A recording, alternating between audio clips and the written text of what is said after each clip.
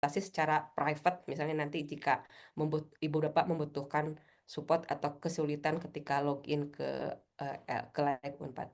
Demikian Pak Kusman, Bu Tri, ibu bapak semuanya. Kepada Kang Adit dipersilakan Kang Adit. Terima kasih. Ya, terima kasih Bu Hana. Assalamualaikum warahmatullahi wabarakatuh. Selamat siang Pak Kusman, Bu Tri, Bu Lastuti, dan Bapak Ibu dosen Fakultas Hukum.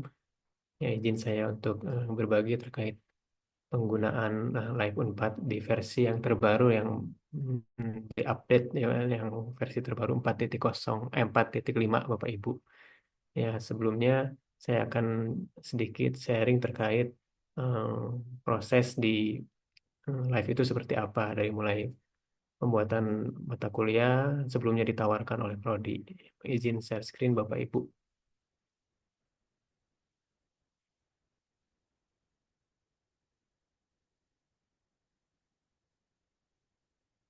Baik, untuk live Unpad memang LMS Unpad itu satu tools media pembelajaran yang ditawarkan oleh akademik di Universitas Pajajaran yang perlu diketahui oleh seluruh sivitas mungkin Bapak Ibu terutama dosen dan staf-staf di akademik prodi mungkin um, alur sebuah mata kuliah di Live Unpad itu. Ya mungkin di sini Bapak Ibu bisa lihat sedikit gambaran umumnya seperti apa dari mulai mata kuliah itu ditawarkan oleh Kaprodi melalui siat Unpadnya yaitu staff.unpad.ac.id ya. Nah di situ. Jadi mata kuliah yang ditawarkan oleh Prodi itu sudah bisa diakses di staff Unpad AC ID. Lalu Bapak Ibu mungkin bisa sama-sama sekarang ikut ke staff Unpad AC ID-nya, masuk ke menu jadwal perkuliahan Bapak Ibu. Jadwal perkuliahan di staff Unpad AC ID, siap Bapak Ibu. Di situ Bapak Ibu bisa membuat course yang terintegrasi ke Live Unpad. Tuh, jadi em, jika mata kuliah itu memang belum ditawarkan oleh Prodi, itu tidak akan muncul Bapak Ibu. Jadi plottingnya memang dari Kaprodi mungkin Bapak Ibu. Nah, di situ kadang memang kasusnya ada yang beberapa mata kuliah yang belum muncul atau misalnya dosennya eh, plot apa pemilihan dosennya belum sesuai misalkan. Nah, biasanya itu dosen itu komplainnya ke kita, ke kami gitu. Padahal seharusnya kan ke eh, ke prodi masing-masing Bapak Ibu itu. Nah, itu untuk gambaran apa yang ditawarkan di live itu terintegrasi di Staf Unpad ID atau di siap Bapak Ibu. Nah, di sini kami itu adalah helpdesk and support untuk penggunaan secara teknis maupun pengelolaannya. Tuh. Bapak Ibu setelah membuat course di Staf Unpad ID, lalu enroll gitu Bapak Ibu. Enroll mata kuliahnya langsung pada halaman dashboard di siapnya. Itu nanti kita sama-sama Bapak Ibu. Nah, di sini juga Bapak Ibu bisa enroll tim teachingnya. Misalkan pada saat ini memang yang membuat mata kuliah ya, di Staf Unpad ID itu atau di siatnya itu semua dosen yang diplotting di mata kuliah itu Bapak Ibu. Tuh, jadi tidak mengacu pada satu koordinator mata kuliah saja. Jadi siapapun bisa membuat course-nya. Tuh. Nah, setelah itu nanti eh, dosen koordinator itu yang kami sarankan membuat itu menenroll tim teachingnya. Seperti itu Bapak Ibu. Atau kelas paralelnya. Nah, setelah itu dosen melakukan share link mata kuliah pada mahasiswa. Atau menginformasikan bahwa eh, mahasiswa dapat mengakses mata kuliah live itu di portal student Unpad ID. Jadi di eh, siatnya student juga sudah ada Bapak Ibu. Jadi otomatis kalau misalnya dosen membuat course live misalkan, mahasiswa bisa melihat link atau alamat mata kuliah yang sudah dibuat tersebut di eh, portal Student Unpad ID atau di siapnya student. Di menu sama jadwal perkuliahan Bapak Ibu di sini. Tuh. Berikutnya troubleshooting hal-hal yang sering terjadi mungkin Bapak Ibu di sini itu pada saat login mahasiswa atau enroll. Nah, itu bisa diarahkan kepada helpdesk kami ya di Live Unbatasi ID. Di halaman live itu sudah ada eh, kontak helpdesk-nya ya seperti itu. Di sini Bapak Ibu bisa mengelola mata kuliah mulai dari upload konten ajar, lalu visibilitasnya seperti apa, dan hal-hal teknis seperti yang akan kita coba sekarang sama-sama Bapak Ibu. Lalu upload konten belajar dan sebagainya, aktivitas belajar. Nah, di sini mahasiswa bisa akses, lalu hal-hal yang terjadi misalkan kesulitan-kesulitan kami akan support secara teknis maupun secara eh, knowledge mungkin Bapak Ibu penggunaan live-nya. Itu saja untuk sedikit cakupan terkait proses di live itu seperti apa.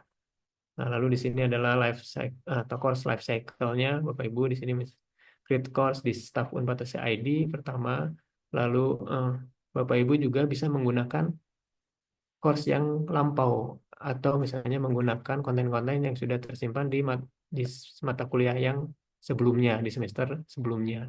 Jadi Bapak Ibu tidak perlu membuat dari awal atau upload konten dari awal gitu kan. Nah, ini bisa Bapak Ibu ambil course-nya dengan cara eh, import course dan backup restore.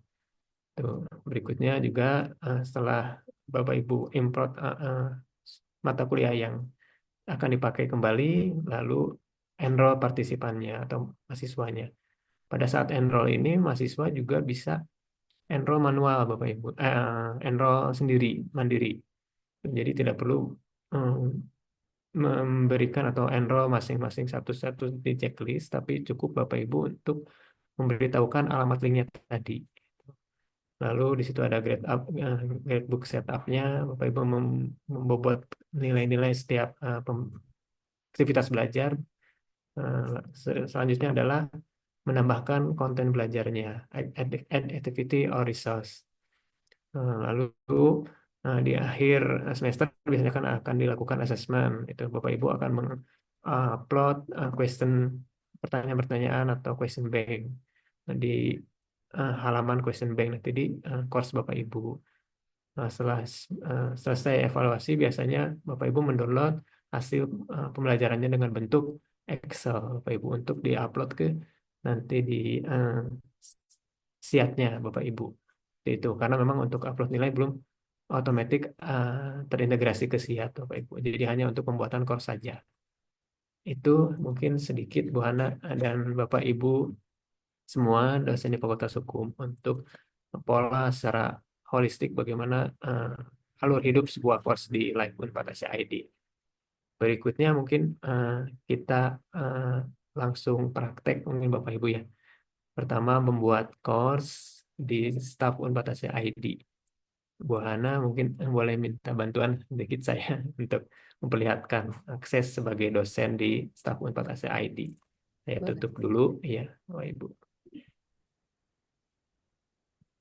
Ya, mangga Bu Hana nanti kita sama-sama. Ya, enggak, Kang Adit boleh langsung di-guide aja. Ya, ya Bapak Ibu kan buka portal Staf Unpad ID-nya, login menggunakan Pos ID ya Bapak Ibu ya sudah semua bisa. Nah, di sini Ibu masukkan username dan passwordnya, captcha dan lain-lain.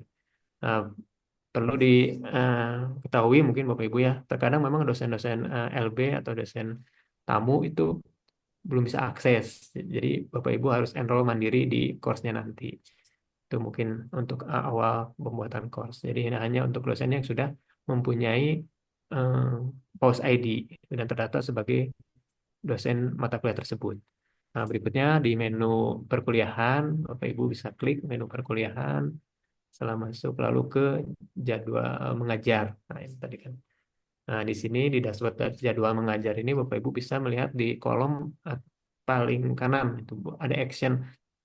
Pembandingan karena itu ada action, lalu mata kuliah yang ditawarkan oleh prodi, Bapak Ibu yang sudah di plotting sesuai dosen yang eh, bersangkutan. Nah, di sini Bapak Ibu tinggal klik aja yang warna merah. Itu Bapak Ibu. Klik yang warna merah misalkan untuk mata kuliah yang akan di live-kan misalnya Bapak Ibu. Nah, di sini sudah ada pada saat klik e-learning tadi, di sini sudah terlihat semua biodata mata kuliahnya. Dari mulai dosen yang berpartisipasi, tim teachingnya dan sebagainya. Bapak Ibu tinggal pilih centang, misalkan untuk tim teaching di kolom action sebelah kanan. Nah, di sini misalkan semua masuk untuk tim teachingnya, misalkan kelas paralel Bapak Ibu. Lalu klik enroll-nya Bapak Ibu. Nah, klik enroll, nanti ada notifikasi, misalkan bahwa dosen yang sudah enroll ya di bagian atas itu ada misalkan ibu siapa, bapak siapa, misalkan. Nah, di sini juga ada link di live-nya, Bapak Ibu. Di sini di atas itu ada link live-nya itu. Nah, ini sudah hyperlink langsung. Berarti menandakan bahwa course sudah sukses dibuat dan tinggal eh, login, Bapak Ibu. Seperti itu. Tuh. Ya, nah nanti otomatis kan Bapak Ibu yang masuk ke course-nya. Ini di sini. Setelah tadi Bapak Ibu klik link tersebut. Nah, ini sudah sukses. Login menggunakan Pause ID ke Live Unpad-nya. Tuh, jadi di sini adalah tampilan dashboard halaman mata kuliah yang Bapak Ibu ampu tadi. Itu kan di My Course. Nah, ini ada tim teachingnya siapa saja yang tadi di Bapak Ibu enroll misalkan. Kalaupun misalnya ada yang beberapa dosen yang terlewat enroll misalnya Bapak Ibu. Bapak Ibu bisa enroll secara mandiri di sini misalkan oleh dosen tersebut misalkan ya, Bapak Ibu. Oleh dosen tersebut. Jadi Bapak Ibu tinggal mengirimkan link mata kuliah yang ini yang biru tadi, misalkan yang di dashboard jadwal kuliah tadi, nah ini eh, disampaikan ke tim teaching Bapak Ibu yang memang terlewat atau tidak ada di list ini, misalkan seperti itu. Nah, defaultnya itu link mata kuliah itu adalah tidak menggunakan enrollment key, Bapak Ibu. Jadi semua orang bisa masuk sebetulnya mahasiswa Unpad ya, khususnya yang sudah ada di Live Unpad. Gitu. Seperti itu, Bapak Ibu. Jadi tinggal membagikan alamat mata kuliahnya saja. Ya, sampai di sini mungkin Bapak Ibu ada pertanyaan atau kita sama-sama dulu supaya eh, serempak misalkan. Ya, dikembalikan mungkin Bu Tri boleh. Ada pertanyaan atau hal-hal yang sifatnya tadi untuk pembuatan mata kuliah misalnya. Baik, Bapak Ibu, jika ada pertanyaan, dipersilakan untuk itu Bu Miranda, mangga Bu Ya, Miranda. izin mohon maaf saya tidak bisa on cam. Ya Bu, Eh, enggak. ya, ya terima kasih. Pak, ini saya sudah saya memang apa biasa pakai lift 4 ya. Ya Em, Bu. buat saya ini bagus banget gitu. Jadi saya sejak walaupun belajar pertamanya susah gitu. Iya Bu, Cuma ingat dulu. ya kayak seperti nggak friendly gitu, user Iya, friendly tapi setelah dipakai enak gitu. Jadi saya udah tidak pakai yang lain-lain, pasti pakai lift 4. Nah, terima kasih untuk iya. itu. Tapi ada beberapa dosen Pak yang walaupun sudah terlist di situ ya kami enroll tuh gagal gitu. Itu Bu, iya.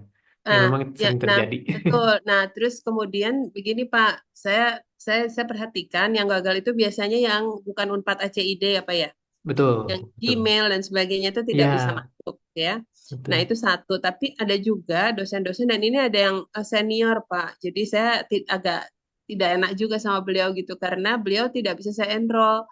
Apakah ini mungkin karena padahal Unpad ACID Hmm. gitu Pak. Iya, Ya, mungkin. jadi bagaimana itu Pak? Itu. Ya, Terima oke, kasih. ya, makasih.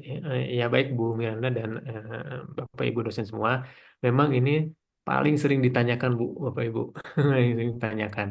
Perlu diketahui juga karena eh, kita kan menggunakan interoperabilitas sistem yang berbeda-beda, Bapak Ibu. Kita gunakan itu adalah 3 sistem, Bapak Ibu, SIAT, Live, dan SIAT kepegawaian, SIAT akademik dan SIAT kepegawaian, Bapak Ibu. Nah, untuk tadi kasus yang Bu Miranda utarakan itu memang sering terjadi dan ada hal kecil eh, yang tidak terlewatkan oleh database di kepegawaian Bapak Ibu. Jadi dosen yang bersangkutan ataupun misalnya pada saat data diambil oleh SIAT kepegawaian itu ada typo atau misalnya email Unpadnya tidak menjadi primer gitu di eh, database kepegawaian. Jadi kasus yang memang pada saat enroll itu tidak muncul eh, serta atau tim teachingnya karena pertama alamat emailnya bukan Unpad misalnya. Dan di database kepegawaian, di sistemnya kepegawaian itu masih menggunakan alamat Gmail ataupun apa Yahoo atau siapa apapun lah yang bukan email primer Unpad itu. Lalu yang kedua juga ada typo sedikit aja misalnya Bu. Misalkan tadi kan ada yang mungkin dosen-dosen yang sudah senior tapi sudah menggunakan email Unpad namun susah di enroll misalkan. Mhm. Kemungkinan itu adalah alamat emailnya yang tidak up to date misalkan atau ada penulisan kata yang salah di database kepegawaian begitu Bu. Jadi biasanya kami sarankan untuk yang bersangkutan diarahkan ke Direktorat Ke IT SDM, ya Pak ya. iya Oh ke SDM atau SDM, IT? Oh iya SDM. atau ke IT atau ke Iya, WLT Bu, WLT itu iya, misalkan iya, via iya. via WhatsApp-nya di WLT itu bisa dibantu memperbaiki Mhm. alamat email primernya. Kalau sudah sesuai, insya Allah Pasti itu akan bisa ya insya Allah ya. pasti ke enroll itu. Mhm. Itu mungkin Bu Dan Miranda. itu terima kasih Pak, dan itu tidak bisa Ya, diwakilkan ya Pak ya, harus yang bersangkutan sendiri ya bukan? sih Bu, ya betul harus diwakil harus di yang bersangkutan ya. Jadi tahu misalnya oh Iya. apa yang mau diganti seperti itu Oh, misalnya. ya. Ya begitu Matur nuwun Bu pisan Miranda. Pak Adit. Ya Ya, matur sami-sami nuwun. Bu. Nuhun. Tos, Ya matur Bapak Ibu. nuwun Ibu Tri. Ya, ada lagi mungkin yang lain terkait hal-hal experience yang kadang mengganggu atau menjadi mempersulit eh, proses pembuatan mata kuliah mungkin Bapak Ibu dan enroll tim teaching. Pak Adit, mungkin dari saya sendiri, Oh ya, Bangga kalau Putri. untuk yang kan sebetulnya, jadi kalau prodi itu menerima beberapa permintaan dari beberapa Tuh, Bu. dosen senior yang minta dibantu gitu untuk dosen-dosen magang juga masuk ke dalam Live Unpad. Nah itu kira-kira Ya. gimana ya Pak Adit? Sebetulnya diperbolehkan atau bagaimana? Nah, itu di Bu. Untuk pengelolaan tata kelolanya kita sudah rancang sih Bu di live di unit PJJ ini ya Bu Hana ya. Jadi memang kami juga terbatas secara SDM di pusat misalkan untuk hal-hal supporting yang bisa dikelola oleh prodi itu di mappingnya kita mengharapkan sekretaris prodi Bapak Ibu. Jadi sekretaris prodi itu eh, bisa mensupport itu hal-hal teknis yang sifatnya kecil misalkan tidak terlalu berat misalkan seperti enroll atau tadi misalnya yang Bu Miranda misalkan susah enroll nggak muncul aja misalkan itu jadi secara konsepnya seperti itu jadi nanti di prodi sekretaris prodi biasanya diarahkan untuk membantu itu mungkin Ibu itu walaupun memang ke kami juga bisa langsung cuman khawatirnya mungkin antrian atau hal-hal yang sifatnya tidak eh, cepat mungkin Bang, Ibu karena keterbatasan juga mungkin untuk seperti itu Putri itu ya. Kalaupun ada di Fakultas Hukum boleh nanti misalnya setiap pelatihan juga sekretaris prodi itu staf-staf tenaga pendidikan bisa diikut sertakan Bapak Ibu supaya cepat nanti troubleshootingnya di fakultas di prodi misalnya seperti itu Bu ya Baik, hatur nuhun Pak Adit. ya sami-sami Putri mungkin ada lagi Bapak Ibu sebelum kita nanti melanjutkan ke pengelolaan di kelas live-nya. Saat ini sudah semua Bapak Ibu sukses tadi bikin course-nya. Akan kita sama-sama. Kalau sudah, Kang Adit punten ya. ini Pak Gusman Reisen. Oh iya, Mungkin untuk Iya, efektif mungkin Teh Novi bisa bantu jadi moderator ya untuk ini untuk cek. Atur nuhun. iya Bu. ya. Terima kasih Bu Hana, Pak Adit. Ya, Sedikit sama. pertanyaan saja ini terkait dengan mahasiswa S2 di kami ya. Jadi ini Iya Pak. kalau di kelas saya itu mereka belum bisa, bahkan di enroll pun oleh dosennya itu belum bisa gitu ya. Nah ini bagaimana ya? Apakah ini sudah saya sampaikan juga sebenarnya sudah saya koordinasikan dengan prodi gitu ya. Dan apakah Kemudian tadi ya troubleshoot-nya bisa langsung di Prodi S2. Kalau tadi kan Bu Tri itu di Prodi S1 ya. Nah, ini di Prodi pasca S2. Jadi bahkan saya coba enroll mahasiswanya pun tidak terdata ya si mahasiswanya. Mahasiswa S2 kami ini kan memang kebetulan kampusnya di Bandung gitu ya. Jadi kalau Betul, Pak. misalnya mereka sendiri yang harus menghubungi help desk gitu ya, berarti apakah mereka harus ke Jatinangor atau apakah bisa melalui prodi gitu ya di kampus Bandung. Ya, Terima kasih. ya. Terima kasih, Pak. Ya, Pak Gusman, mungkin ini juga yang memang kita lagi transisi sistem, mungkin Pak Gusman mau hapunten. Ada hal-hal mungkin keterlambatan dari SIAT untuk menarik data mahasiswa baru, terutama biasanya mahasiswa-mahasiswa yang pasca sarjana, mungkin Pak Gusman seperti yang kemarin mungkin ya, paling itu kadang terlambat menarik data dari SIAT-nya Bapak itu. Jadi pada saat mahasiswa itu register misalkan terdaftar atau daftar di live, itu data tidak ditemukan. Jadi memang eh, SIAT itu terlambat untuk mensinkronisasi data-data mahasiswa tersebut, Pak Gusman. Dan kemarin juga sempat terjadi, ya kita sudah perbaiki untuk hal tersebut. Itu. Jadi mahasiswa itu diarahkan kepada kami, Pak, langsung. Kalau misalnya masih kesulitan, misalkan. Jadi tidak di prodi, kalau itu levelnya mungkin ke pusat. Jadi ke saya saja langsung bisa, ke tim di kami bisa, misalnya. Itu. Dan untuk hal tersebut memang sosialisasi kepada mahasiswa yang harus dilakukan mungkin di prodi itu adalah eh, pada saat eh, ingin login ke live itu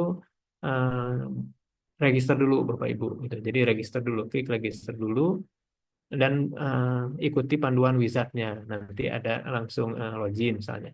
Nah, jadi di persepsi mahasiswa itu kadang mereka sudah aktif post ID-nya langsung login. Nah, padahal belum bisa itu. Harus register dulu itu. Pak Gusman. Register dulu baru nanti login gitu. Kalau sudah register, nah mungkin di tahun-tahun berikutnya mahasiswa tidak perlu lagi untuk daftar seakan register. Jadi itu secara alur pengelolaan dan tata kelola pada saat mahasiswa baru menggunakan live mungkin Pak. Itu seperti itu Pak Gusman, sedikit mudah membantu. Ya, atur nuhun. Ya, Jadi sekarang sama-sama. memang sedang proses sinkronisasi. Karena ini memang mereka ini mahasiswa yang diterima gelombang 2 kemarin. Oh iya, betul Pak. Jadi memang baru gitu ya. Jadi Ya, sekarang menunggu proses sinkronisasi di universitas begitu ya, ya. ya betul. Jadi kalau masih Cuman, belum bisa, ya, mereka menghubungi helpdesk live gitu. ya betul Pak. Tapi untuk saat ini info terakhir dari DPSI mungkin di IT Unpad sudah bisa katanya, sudah fiturnya sudah di generate lagi, mudah-mudahan sudah berjalan. Dan kemarin beberapa contoh juga sudah bisa untuk register Pak, untuk maba yang kemarin semester genap kemarin, baru pasca terutama. Begitu Pak. Gitu. Atur nuhun. Ya, sami-sami Pak Gusman. Baik Bapak Ibu, ada lagi sekitar tata kelola untuk pengelolaan live itu seperti apa, boleh tanyakan. Khawatir memang kadang mengganggu juga Bapak Ibu. Saya mahasiswa jadi bingung atau misalnya dosen juga bagaimana secara pengelolaannya. Mungkin. Kalau tidak ada kita lanjut ke eh, pengelolaan kelas tadi course Bapak Ibu di live Unpad-nya. Pak Dit, boleh Ya, nanya? boleh, mangga Bu. Jadi ini mau konfirmasi aja untuk yang emailnya tidak terdaftar gitu ya, bukan email Unpad. Ya, Ini kalau tadi kasusnya Bu Miranda adalah dosen senior, kalau ini bahkan dosen yang CPNS. ya bukan sorry, maksudnya dosen yang masih aktif gitu ya, dosen Ya, kolega kami juga gitu. Tapi email yang terdaftar itu yang Yahoo, yang mana emailnya sendiri sudah tidak bisa digunakan lagi gitu. Nah, ya, jadi saya mau konfirmasi yang bersangkutan harus datang ke ULT langsung gitu ya, Pak ya. ya betul. Nanti dibantu Karena langsung. betul, karena menurut informasikan tidak diganti juga gitu. Ya, betul Bu. Jadi untuk itu diarahkan ke WLT langsung, nanti insya Allah dibantu sih untuk update data-data terbaru kepegawaian. Ya, Ya, Baik, terima kasih Pak. Ya, sama-sama Bu Davina. Iya, Bapak Ibu, ada lagi. Mungkin Tenovi, mungkin saya tidak terlihat di Bapak chat. Ibu, Ya, nggak ada sih kalau di chat Pak. ya boleh. Sejauh ini belum ada yang bertanya lagi di chat. Mungkin bisa dilanjut ke pelatihan saja Pak. Oh ya, boleh. Baik Bapak Ibu, kita mulai learning by doing mungkin sedikit ya, berbagi terkait pengelolaan teknis kelas di Live Unpad ACID. Izin saya share dulu, mungkin Bapak Ibu. Sebentar.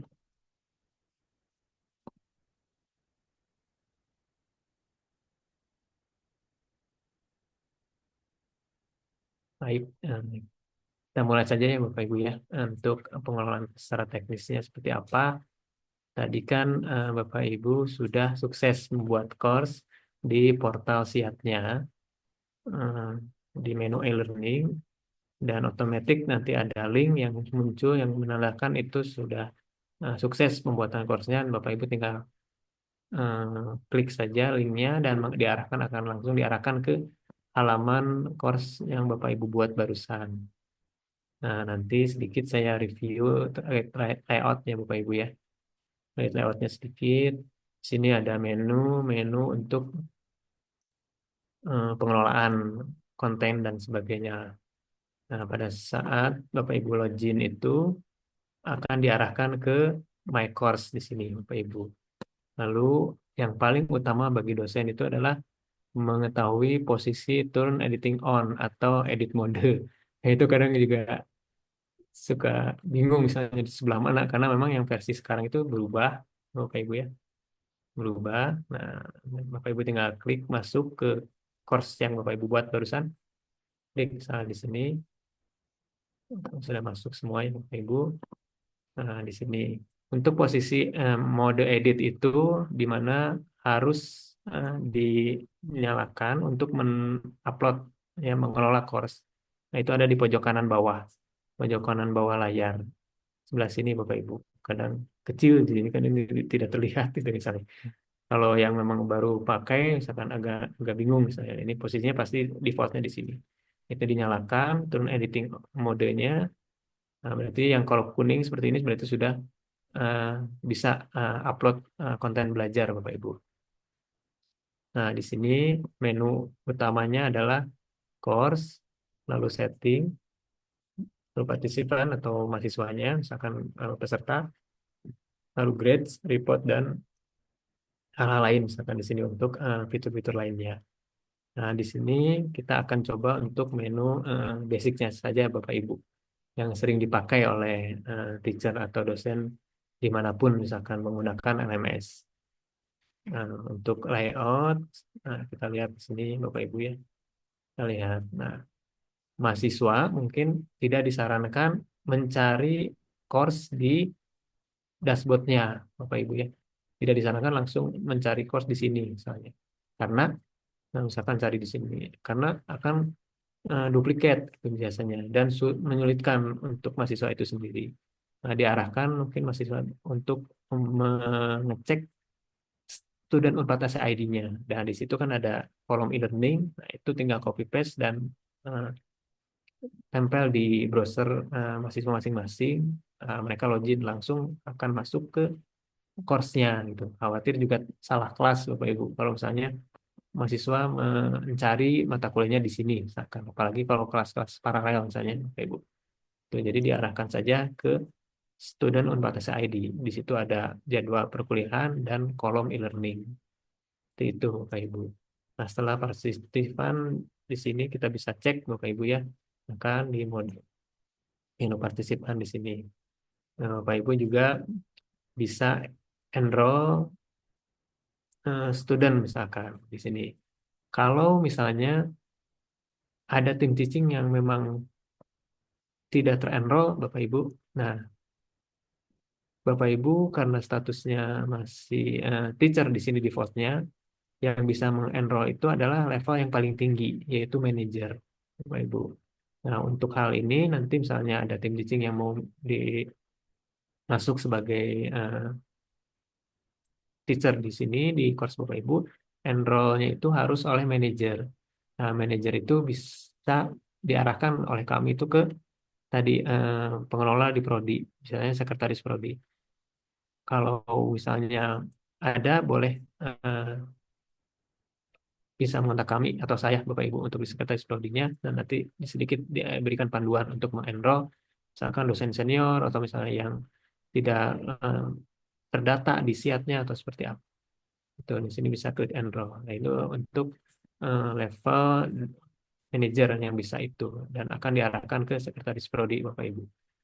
Nah, di sini misalkan kita bisa lihat partisipannya siapa aja. Bapak Ibu juga bisa mengeluarkan misalkan partisipan yang memang bukan kelasnya. Misalkan di pojok kanan sebelah kanan layar digeser ada icon tong sampah ini untuk meng-unenroll atau mengeluarkan siswa yang salah alamat misalnya Bapak Ibu.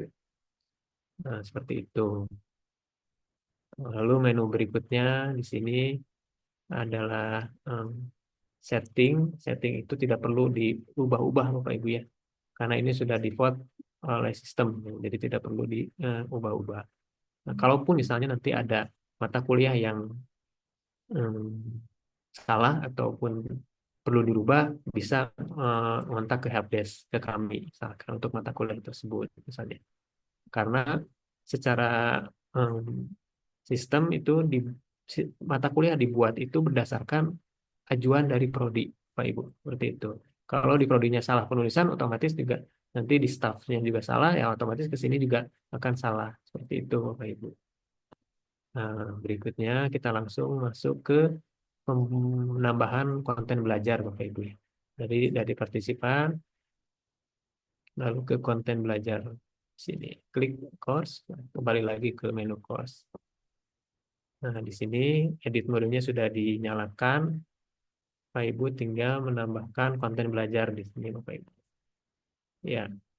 Nah, hal yang terbaru dari versi ini, Bapak Ibu, di pojok kiri atas itu ada list indeksnya. Jadi indeks-indeks dari konten belajar yang sudah Bapak Ibu upload, misalkan di sini. Nah, jadi kan banyak ya Bapak Ibu ya, gitu. Nah, ada 27 konten belajar misalkan.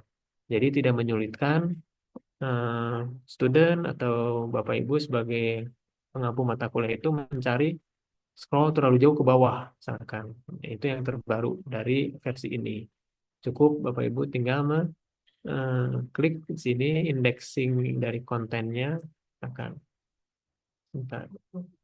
Nah, ini paling atas kiri atas, Bapak Ibu klik ya. Nah, di sini tinggal pilih misalnya mau langsung ke menu UTS atau UAS misalkan. Bisa diklik langsung di sini. Nah, klik saja. Nah, langsung ke topik yang dituju. Kalau mau kembali lagi ya sesuai misalkan di topik paling atas, misalkan selamat datang. Nah, ini itu yang paling baru Bapak Ibu di versi saat ini. Nah, di sini juga ada pengelolaan konten misalnya di sini. Pengelolaan konten di dashboard kelas Bapak Ibu. Misalnya ditambahkan di sini profil Bapak Ibu sebagai pengampu mata kuliah, misalnya seperti apa. Itu bisa ditambahkan, bisa juga dihilangkan. Secara menu sih ini editable Bapak Ibu. Itu. Saya tidak terlalu banyak ke sini, saya akan coba langsung ke penambahan konten belajar Bapak Ibu di sini. Ya, kita akan tambahkan dulu konten belajar dari segi file misalkan yang sering Bapak Ibu gunakan. Konten belajarnya itu tidak berubah di tombol yang paling misalkan di topik selamat datang misalnya Bapak Ibu akan menambahkan konten RPS dokumen misalkan. Nah, Bapak Ibu tinggal tambah sini add konten ya, ada tambah. Oke, silakan. Lalu pilih add activity or resource sama di sini. Sama seperti yang dulu. Nah, di sini tinggal Bapak Ibu pilih, misalkan ada tugas, ada forum ataupun file. Misalkan Bapak Ibu klik file, nah seperti ini. Ini lalu isikan jenis filenya, topik filenya apa, misalkan FPS, misalkan. Dan di sini juga deskripsi mata kuliah atau deskripsi konten yang akan dibagikan kepada peserta perkuliahan. Baik, ya kita coba terus ke bawah, bisa ditampilkan atau tidak si deskripsinya, misalkan ditampilkan. Lalu ke file yang akan dibagikan kepada peserta atau ke mahasiswa, Bapak Ibu bisa diambil di sini, misalkan klik saja. Nah, di sini adalah upload file, pilih choose file, hampir sama dengan versi sebelumnya. Kan, di sini ada pilih file yang diampu oleh Bapak Ibu misalnya, kan. Misalkan filenya itu harus PDF Bapak Ibu, karena itu lebih secure dan juga lebih secara visibilitas lebih mudah sistem untuk membacanya Bapak Ibu. Akan file PDF. Oke, kita upload. Nah, ini Bapak Ibu. Untuk tampilan juga Bapak Ibu bisa setting, kan. Mahasiswa langsung melihat, misalkan di sini atau embed, misalkan hanya kalau otomatis biasanya langsung muncul filenya. Kan. Kalau post download, biasanya untuk didorong untuk mendownload tersebut. Itu biasanya saya pakai si embed, misalkan ya. Embed itu jadi mahasiswa bisa baca langsung di sini di webnya, misalkan tanpa harus download. Kita tampilkan yang lain-lain misalnya.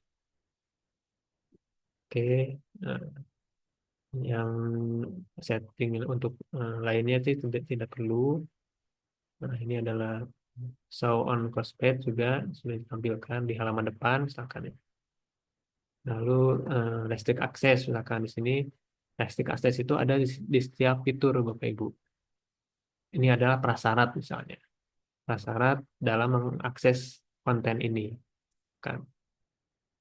Contohnya misalkan kita akan melakukan jika mahasiswa ada syarat sebelum membaca RPS ini harus sudah diskusi misalkan di forum diskusi di atas. Kita tambahkan restrict sini misalnya. Misalkan dari segi activity completion biasanya Bapak Ibu ya. Di sini activity completion kita klik kan. Nah, di sini adalah aktivitas yang sudah selesai dikerjakan oleh siswa itu sebagai syarat dalam membuka file ini. Jadi itu bisa Bapak Ibu setting sesuai dengan proses pembelajarannya. Kita pilih misalkan, pilih course konten-kontennya atau topiknya yang mana. Misalkan kebetulan saya di sini sudah banyak akan upload kontennya. Akan di forum 1 untuk perkenalan misalkan Bapak Ibu. Nah, sudah chat atau sudah membuka forum 1, berarti mahasiswa akan bisa melihat konten RPS ini misalkan seperti itu. Jadi ada syarat kalau menggunakan Bapak Ibu restrict ya, restrict di sini. Oke, kita save saja semua, sudah selesai. Oh, satu lagi, bentar. Compression condition di sini, compression condition. Nah, ini Bapak Ibu bisa klik ada 2 pilihan Bapak Ibu. Jadi menandakan bahwa fitur atau konten ajar ini sudah dibaca oleh mahasiswa, misalkan. Apakah mahasiswa bisa manual, dia centang, misalkan activity itu sudah selesai, misalkan, atau automatic by system, Bapak Ibu. Kalau automatic, jadi nanti kelihatan, misalkan sistem akan merekam, misalnya. Nah, ini klik, misalkan. Activity itu akan menandakan komplit jika siswa sudah membaca atau mengklik. Itu ada aktivitas di dalam konten yang Bapak Ibu buat ini. Di sini view activity misalkan ya. Memang belum ke lebih hal-hal sifatnya berapa lama atau misalkan apa saja yang dibaca itu belum. Cuman minimal student itu mengklik saja itu sudah terekam Bapak Ibu. Itu sih sebetulnya. Tuh, jadi biasanya ini disyaratkan juga untuk diaktifkan completion conditionnya. Complete condition. Oke, sudah selesai di sini. Kita save and return to the course Bapak Ibu. Tunggu, nah kita lihat sendiri. Nah, ini untuk filenya kan Bapak Ibu ya. Yang tadi ya file yang di upload yang sebagai bahan ajar misalkan. Di sini ada keterangan gitu. Jadi mahasiswa itu bisa akses file RPS ini kalau sudah beraktivitas atau sudah melakukan aktivitas di forum 1 misalkan. Dan menandakan itu adalah komplit. Tuh. Karena kita tadi menggunakan activity completion tadi. Tuh, Bapak Ibu. Nah, ini untuk file. Nah, berikutnya adalah video. Misalnya Bapak Ibu ya. Kalau video, misalkan Bapak Ibu bisa menggunakan URL, Bapak Ibu ya. Video ajar. Saya bisa tambahkan juga. Misalkan di sini tambah lagi sama Bapak Ibu. Add a content activity or resource, diklik. Lalu di sini bisa dicari URL Bapak Ibu. Nah ini URL-nya sebagai media untuk hyperlink ke video ajar Bapak Ibu. Nah misalkan di sini kita video belajar topik 1 misalnya. Nah ini lalu Bapak Ibu mencari video yang akan di share di sini Bapak Ibu. Biasanya video tersebut ada di Google atau YouTube-nya Bapak Ibu ya mungkin. Ya, itu kan sudah ada. Biasanya bisa di-sharing atau dibagikan dengan link URL tadi misalnya. Misalkan ke YouTube-nya Bapak Ibu. Karena setiap video disarankan oleh kami dosen menyimpan di channel YouTube-nya gitu. Apakah itu mau unlist ataupun mau dipublish itu tergantung setiap dosen masing-masing misalkan.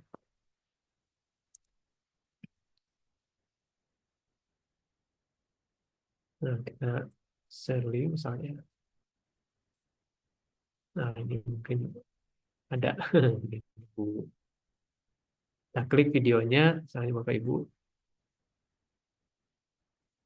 Lalu kita share, klik share di sini. Nah, lalu copy alamat share linknya di sini. Klik copy. Oke, nah, kita kembali lagi ke tadi halaman LMS kita, course kita. Nah, di external URL kita tempelkan saja tadi alamat yang sudah di copy tadi. Nah, ini bisa digunakan untuk sharing video. Kita lihat bedanya Bapak Ibu ya untuk secara biasa link seperti ini. Lalu di appearance-nya klik misalkan. Kita pilih juga embed ya. Kita pilih embed. Lalu display link URL-nya seperti ini. Yang lain sih default gitu. Kecuali mungkin yang ini completion condition misalkan. Klik add requirement misalkan. Student view activity. Lalu save and return to the course. Oke, kita lihat.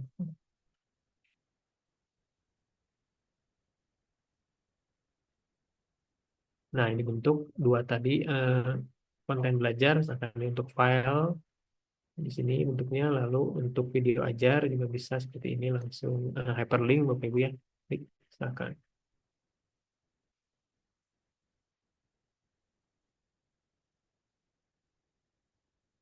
Seperti ini.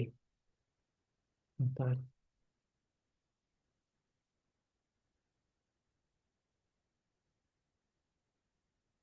Oh, ada harusnya muncul Bapak Ibu ya di sini video YouTube-nya.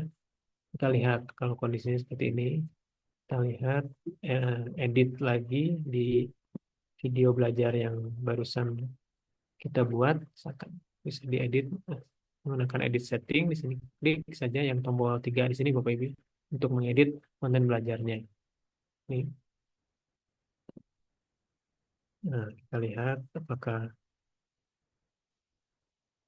ini image ya. Kita bisa hapus dulu. Di deskripsinya ada image. Kita hapus dulu. Nah, kita save and return to the course. Baik. Koneksi juga berpengaruh Bapak Ibu ya. Jadi koneksi di rumah ataupun di kantor juga berpengaruh. Lalu traffic dari sistemnya juga berpengaruh untuk kecepatan dalam akselerasi pada saat Bapak Ibu menggunakan ini. Oh, ini harus ada video. Menggunakan klik. Baik, ya Bapak Ibu ini untuk konten sederhana yang bisa dibagikan misalkan untuk file, lalu juga ini bentuk filenya seperti ini, bentuk nama filenya apa, misalkan PDF juga sudah ada, jadi dicentangkan tadi Bapak Ibu ya. Lalu untuk video ajarnya bisa hyperlink, diklik saja misalkan.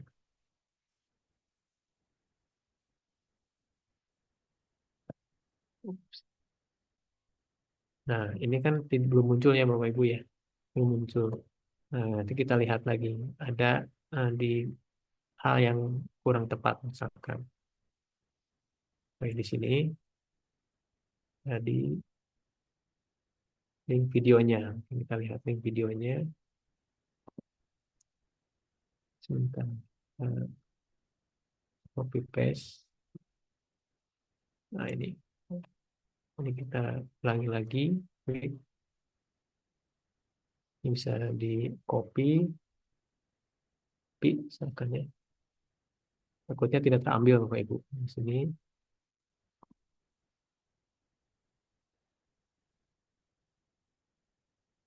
Oke.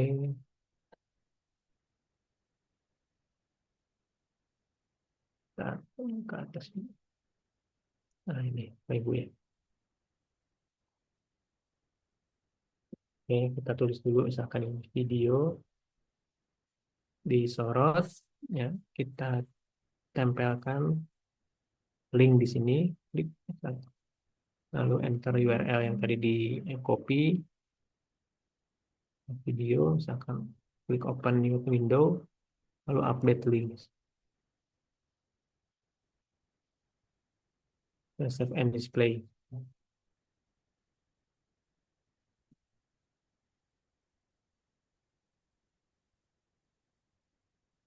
Oh, sudah. Sebentar Bapak Ibu ya, untuk link video ini.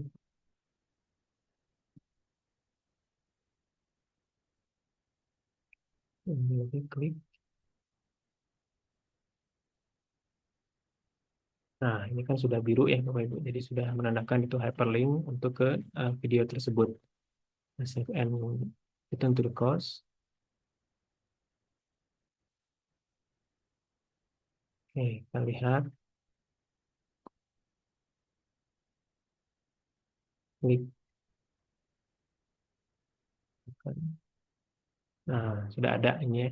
Jadi tadi video tersebut Bapak Ibu sudah bisa dibagikan, mahasiswa nanti klik videonya. Misalkan di sini sudah hyperlink, klik. Ya, ya sudah ada ya Bapak Ibu, sudah bisa dilihat misalkan. Oke, berarti link video sudah berhasil Bapak Ibu buat misalkan. Nah, ini mode dosen ya Bapak Ibu.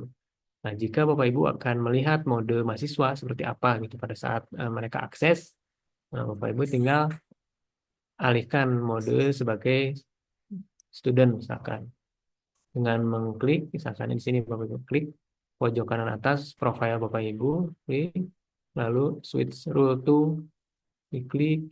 Nah, Di sini bisa pilih misalkan sebagai student atau partisipan. Nah, nah ini adalah mode mahasiswa. Jadi nanti kan kelihatan, oh tampilan mahasiswa itu di live-nya mahasiswa seperti apa, Bapak Ibu. Nah itu mengembalikan lagi ke mode eh, dosen, tinggal klik lagi yang paling atas, profile, dan di sini return to my normal rules. Klik. Nah, selanjutnya ini muncul lagi semua untuk fitur-fitur editingnya. Oke, itu untuk file dan video, Bapak Ibu. Nah, selanjutnya adalah untuk tugas, misalkan Bapak Ibu ya. Untuk tugas, kita coba buat di sini Bapak Ibu. Tambah lagi misalkan, tambah add activity or resource. Nah, di sini Bapak Ibu, kita bisa tambahkan tugas, misalkan ada di assignment ya, misalkan activity, sini lalu ada assignment. Nah, di sini Bapak Ibu bisa memberikan tugas pada mahasiswanya, misalkan tugas 1 misalnya. Lalu deskripsi tugasnya apa, misalkan.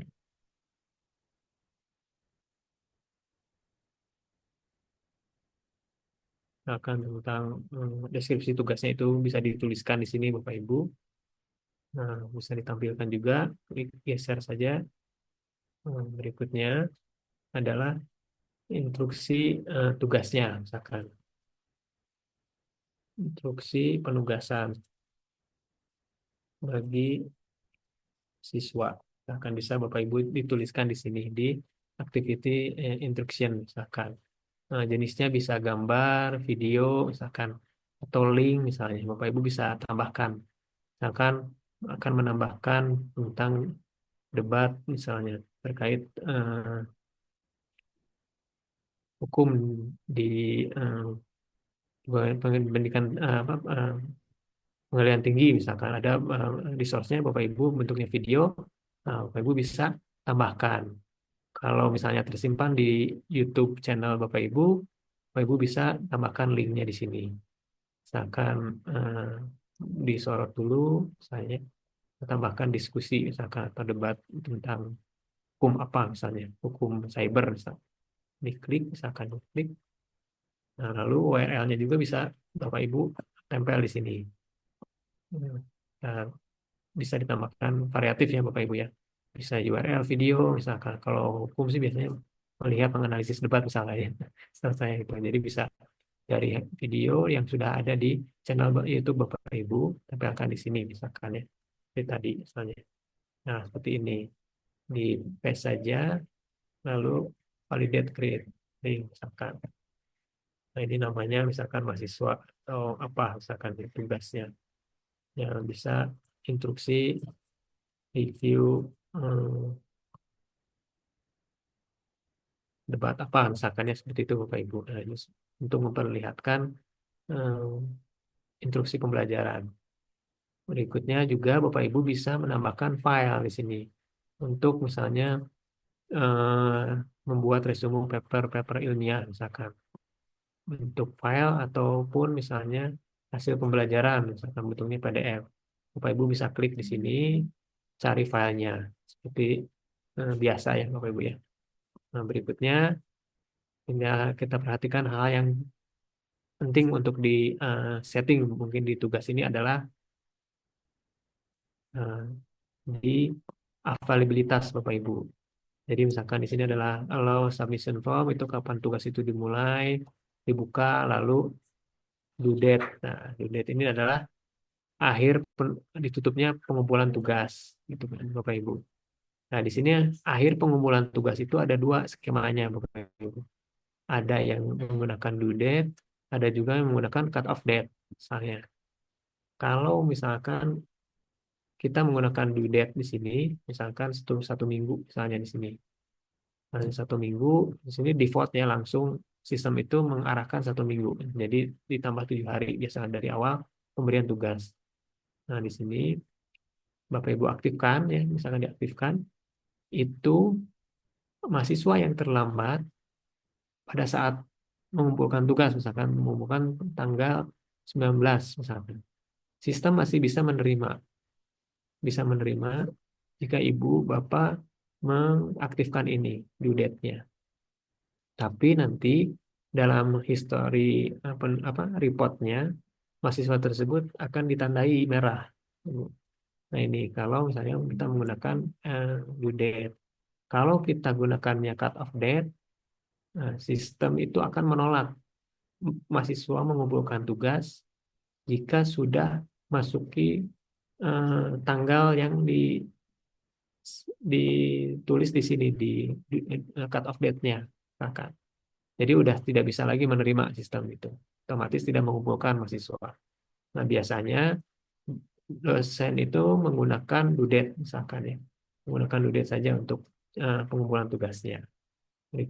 Berikutnya adalah submission types-nya. Dari tipe-tipe pengumpulan tugasnya itu mahasiswa bisa mengumpulkan jenisnya on text langsung misalnya ya. Hanya beberapa baris sih, tidak terlalu banyak Bapak Ibu. Tuh.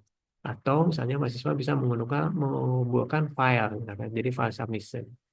Jadi harus mengumpulkan file ini kalau kita pilih file submission.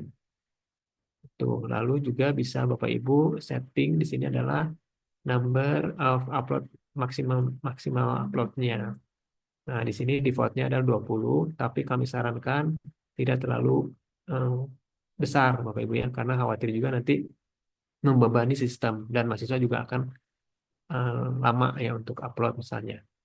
Nah, biasanya sih untuk teks saja cukup antara 1 mega sampai ke 5 mega misalnya satu filenya. Gitu. Jadi udah dibatasi di sini.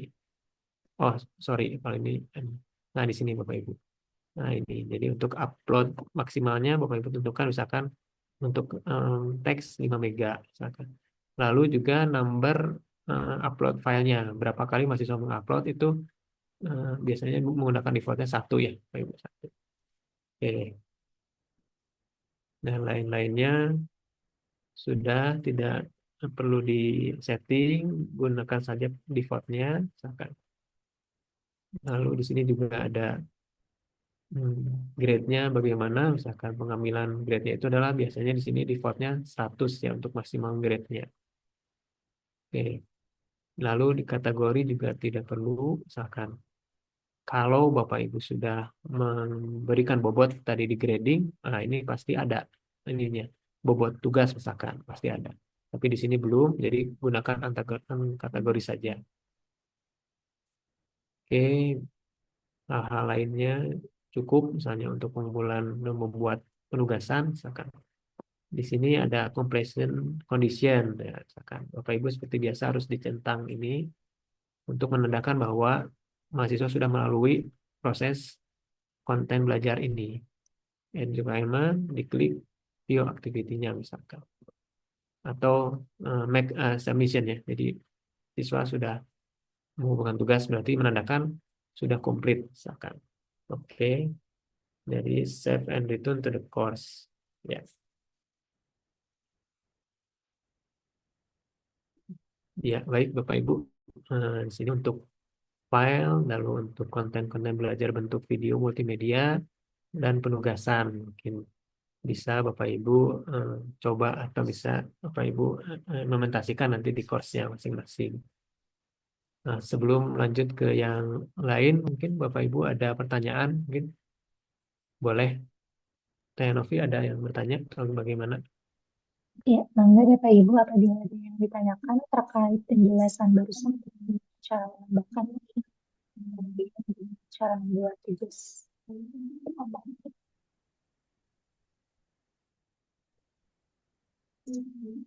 Chat belum ada, Pak. Oh ya, oke.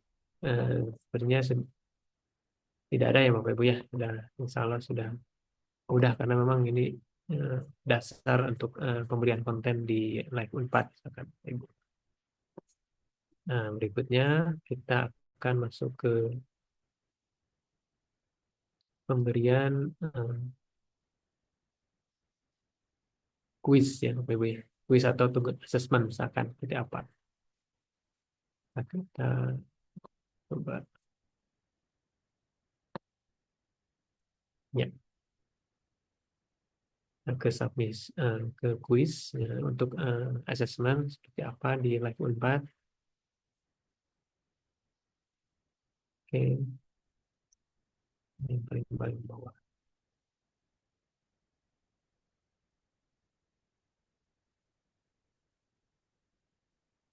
Bapak Ibu. Nah, baik. Berikutnya kita akan mencoba memberikan asesmen quiz yang bentuknya bisa formatif maupun sumatif tes, bahkan mungkin sesuai kebutuhan. Biasanya sih juga digunakan live untuk UAS UTS-nya mungkin Bapak Ibu ya. Nah, di sini bisa tambahkan misalkan quiz pertama, misalkan yang kita tambahkan lagi di Add Activity or Resource. Quiz 2, misalkan kita tambahkan quiz untuk asesmen, menggunakan activity, klik hanya quiz. Ya, nah di sini Bapak Ibu, kita klik saja. Dengan disesuaikan dengan kebutuhan deskripsi dan nama kuisnya, akan kuis 2 misalnya, lalu deskripsi juga diisikan misalkan sesuai dengan instruksi belajarnya Bapak Ibu.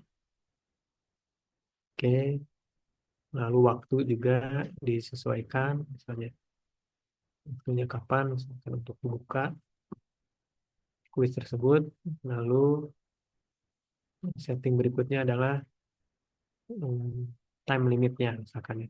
Bapak Ibu di sini bisa menggunakan dua cara untuk memberikan limit batasan terhadap mahasiswa ya dalam mengerjakan kuisnya. Maka bisa gunakan metode misalkan kuis itu dibuka 1 hari full misalnya, ya, atau misalkan 1 minggu. Setiap kuis pada saat mengerjakan Bapak Ibu memberikan limit batasan waktu misalkan dalam mengerjakan kuisnya. Misalkan ada 20 soal misalkan bentuk pilihan berganda, Bapak Ibu bisa berikan limit batas waktu misalkan 20 menit misalkan, pada saat mengerjakan kuis tersebut. Misalkan kalau di sininya juga bisa diaktifkan untuk kapan dimulai dan kapan diakhiri. Misalkan kalau yang diakhirinya itu biasanya jarang dipakai misalkan ya, karena merunut ke time limit di sini dan pada saat kuis itu dibuka biasanya untuk jenis asesmen yang sifatnya formatif ya, kuis-kuis yang sehari-hari misalkan. Seperti itu. Kalau misalnya UTS UAS biasanya di setting sesuai jadwal misalkan dibuka tanggal 11 dan ditutup juga pada tanggal 11 di waktu yang berbeda misalkan 3 jam atau 1,5 jam misalkan di sini. Bisa disesuaikan misalkan 00 misalkan sini 15 misalkan 30 misalkan untuk rata-rata 90 menit mengerjakan. Nah, Bapak Ibu juga bisa setting di sini misalkan 90 menit akan mengerjakan ya. Itu Bapak Ibu. Ini otomatis saja langsung, jadi pada saat membuka kuis langsung bisa menjawab soal. Lalu grade juga Bapak Ibu bisa sesuaikan misalkan apakah sudah dibuat tadi pembobotan di menu grading atau belum. Misalnya kalau belum ya gunakan kategori saja. Grade to pass juga tidak perlu misalkannya untuk menandakan misalkan minimal 50 misalnya untuk grade yang ditolerance oleh kuis tersebut misalnya. Lalu mahasiswa dapat mengerjakan berapa kali misalnya. Di sini attempt to allow misalkan untuk UTS UAS 1 kali. Ini sesuai fleksibilitas Bapak Ibu ya. Lalu layoutnya di sini Bapak Ibu untuk jenis kuis yang sifatnya multiple choice question, misalkan pilihan berganda, itu biasanya kan banyak ya satu halaman komputer itu ditampilkan. Nah ini supaya tidak membebani atau mempermudah mahasiswa pada saat mengerjakan, itu Bapak Ibu bisa setting di sini. Kalau satu soal misalkan kuis tersebut yang mungkin satu halaman bisa 10 misalnya, 10 question bisa dicek centang atau dipilih. Atau misalkan kalau misalnya cuma 10 soal misalkan berarti ada penekanan di situ setiap soal harus fokus misalnya mahasiswa berarti gunakan FQ question misalkan satu halaman page di sini satu halaman page-nya itu satu pertanyaan. Terus ini misalkan 10 soal, 100 soal bisa menggunakan satu halaman page 10 pertanyaan misalkan. Jangan terlalu banyak juga Bapak Ibu. Oke, lalu berikutnya adalah question behavior. Nah, di sini kuisnya itu soal nomornya diacak, akan oke, default. Nah, berikutnya untuk how question behave juga Ibu Bapak bisa gunakan default feedback saja yang default ya. Tuh. Karena di sini banyak pilihannya. Ada yang adaptif, ada yang immediately feedback. Nah, ini untuk interaktif saja Bapak Ibu kalau menggunakan memilih immediately feedback dan adaptive mode misalkan. Jadi pertanyaan yang salahnya langsung dimunculkan, lalu diarahkan mana yang solusinya seperti apa gitu. Bapak Ibu misalkan kalau seperti itu jenis kuisnya bisa menggunakan adaptive mode dan immediately feedback. Kalau yang normal, formal seperti umumnya itu gunakan different feedback di sini. Oke. Lalu adalah review option kan ya. Review option itu, nah ini mohon perhatikan mungkin Bapak Ibu khawatir nanti dicentang semua, itu nanti bahaya. Tawan. Jadi kan eh, pada saat kuis dikerjakan, pada saat si mahasiswa selesai mengerjakan, gitu kan ini apakah jawabannya dimunculkan langsung, misalkan atau tidak, misalkan. Jadi bisa disetting oleh Bapak Ibu. Kalau ini adalah settingan untuk immediate feedback, misalkan Bapak Ibu ya, interaktif misalkan di situ. Dan bukan sifat quiz yang seperti UTS UAS misalkan ya, atau yang sumatif misalkan. Nah, untuk yang sifatnya summative test itu biasa ini tidak perlu Bapak Ibu. Hanya yang perlu itu adalah marks dan the time saja. Kalau letter correct atau maximum mark itu tidak perlu. Jadi ada koreksi di sini misalkan ya atau hal-hal feedback apa yang akan disampaikan pada saat dijawab oleh siswa misalkan. Lalu muncul lagi di sini pertanyaan yang benarnya ini tidak perlu ya. Ini juga sama setelah selesai mengerjakan kuis itu mahasiswa juga tidak perlu tahu misalkan mana yang benar kuis tersebutnya jawaban mana yang benar cukup menampilkan soal nilai berarti ini cukup untuk menampilkan nilai jadi mahasiswa dapat mendapatkan langsung nanti muncul di dashboardnya itu nilai yang didapat setelah mengerjakan kuis tersebut jadi dan time dan mark saja yang dicentang Bapak Ibu. Bentar. Oke ya nah ini berikutnya ini juga sama ini tidak perlu oke ya. Appearance-nya jika ada gambar misalkan Bapak Ibu bisa tambahkan di kuis tersebut misalnya boleh misalnya. Tapi secara default sih untuk appearance-nya tidak perlu diubah-ubah ya mungkin Bapak Ibu. Biasanya ke eksakta itu memang banyak gambar-gambar itu biasanya itu harus ada perlu effort lagi untuk setting di soalnya Bapak Ibu. Kalau mungkin di Fakultas Hukum sebenarnya tidak ada banyaknya teks mungkin setahu saya mungkin. Kalau gambar-gambar ada mungkin tapi eh, sangat kecil mungkin untuk menampilkan sebagai soal. Nah berikutnya Save is in browser, Bapak Ibu. Bapak Ibu misalkan akan melakukan kuis dengan mahasiswanya di rumah masing-masing, misalkan untuk pasca misalnya. Nah, ini khawatir jika misalnya melakukan kecurangan dalam penggunaan laptopnya, Bapak Ibu bisa men-setting dengan fitur Save is in browser ya, Save is in browser ini. Tuh, jadi mahasiswa tidak bisa membuka tab ya, tab baru misalkan untuk searching misalkan dalam satu eh, web browser misalkan di sini kan ini bisa kita bisa ini soalnya, nah itu mahasiswa tuh bisa cari misalkan jawabannya. Apalagi sekarang zamannya AI misalkan dia bisa langsung buka ChatGPT atau Gemini-nya misalkan di sini. Itu bahaya banyak. Dengan Save is in browser, mahasiswa itu akan terkunci dalam satu tab di sini. Jadi tidak bisa melakukan apapun gitu ya, Pak Ibu. Itu fungsi dari Save is in browser. Namun memang perlu eh, setting di awal sebelum dimulainya ujian misalnya atau kuis. Nah, ini memang diperlukan support dari staf di prodi mungkin Bapak Ibu ya. Itu bagian-bagian yang misal ke IT juga bisa kan untuk di setting Save is in browser-nya. Jadi si Save is in browser itu harus ditanam dulu di mm, laptop atau device-nya mahasiswa Bapak Ibu. Itu yang mungkin agak lumayan juga ya effortnya gitu Bapak Ibu untuk menggunakan Save is in browser yang eh, tidak dilakukan secara terpusat, misalkan ya, Pak Ibu. Kalau di FKG itu menggunakan CSS Browser, dia prodinya itu disimpan di ujiannya di lab masing-masing itu di prodi misalkan. Jadi sudah terpasang, jadi udah oleh tim IT-nya sudah dipasang, di setting, jadi mahasiswa tinggal pakai gitu.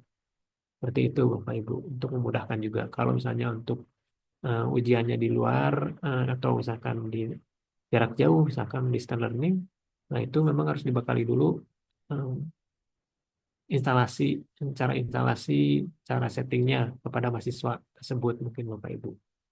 Tuh.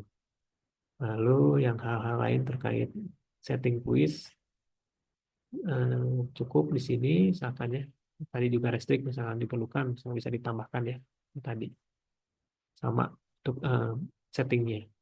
Oke, save and return to the course.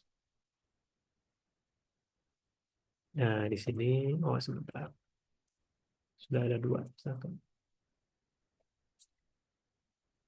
Oke, iya. Ada yang, oh ini, tanggalnya. Tanggalnya. Save. Baik ya, Bapak Ibu. Jadi setting course untuk kuisnya sudah ada. Oke, berikutnya adalah klik continue.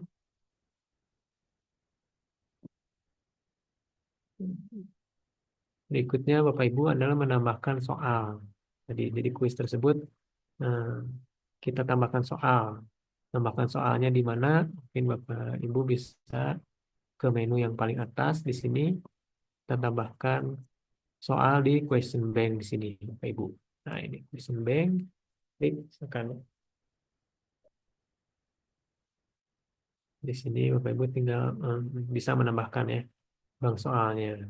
Pertama sebelum membuat soal-soal tersebut, Bapak Ibu buat dulu kategorinya untuk pengelolaan soal yang lebih eh, mudah nanti ke depan.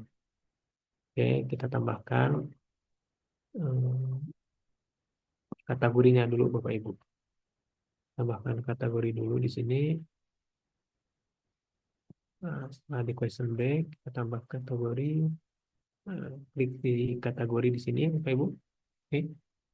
Nah, lalu tambah kategori. Klik. Ya, di sini sudah di halaman paling utama. Kita tambahkan misalkan kumpulan soal dari UAS misalnya. Saya tambahkan dari UAS. Oke, parentnya sudah di sini sesuai. Lalu add kategori. Kategori.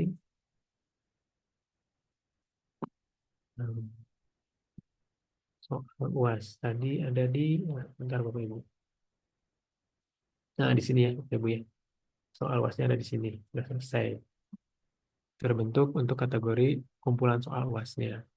Nah, berikutnya adalah Bapak Ibu memasukkan soal. Nah, ini caranya ada dua, Bapak Ibu ya. Nih, untuk menambahkan soal. Ada yang dilakukan secara manual, misalnya, ataupun ada juga yang dilakukan secara simultan langsung, misalkan. Kalau secara manual memang agak lama dan effortnya lumayan, Bapak Ibu. Posisinya di sini, misalkan. Nah, di sini ya, Bapak Ibu. Tadi setelah dimasuk ke kategorinya soal UAS, lalu add question di sini. Create new question. Nah, di sini misalkan multiple choice biasanya. Karena yang paling sering digunakan dan memudahkan itu adalah soal tipe multiple choice, true false, misalkan ya, matching, eh, dan esai pendek, misalkan.